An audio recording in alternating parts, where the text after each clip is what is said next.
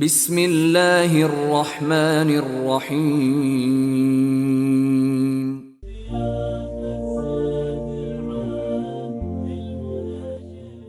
عطا بن یسار رحمۃ اللہ سے روایت ہے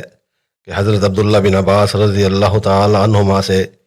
روزہ دار کے حق میں بوسہ دینے کے متعلق سوال کیا گیا تو انہوں نے اس بارے میں بوڑھے آدمی کے لیے رخصت دی اور نوجوان شخص کے لیے اسے مکروہ جانا۔ سیدہ عائشہ رضی اللہ عنہا سے روایت ہے کہ ایک شخص نے رسول اللہ صلی اللہ علیہ وآلہ وسلم سے کہا، اس حال میں کہ وہ شخص دروازے پر کھڑا ہوا تھا اور میں گھر میں اس کی آواز سن رہی تھی، کہنے لگا کہ اے اللہ کے رسول، بے شک میں حالت جنابت میں صبح کرتا ہوں اور میں روزے کا ارادہ بھی رکھتا ہوں، تو کیا حالت جنابت میں روزے کی نیت اور اس کا آغاز درست ہے؟ تو رسول اللہ صلی اللہ علیہ وآلہ وسلم نے فرمایا، اور میں بھی حالت جنابت میں صبح کرتا ہوں اور روزہ رکھنے کا ارادہ بھی کیے ہوئے ہوتا ہوں،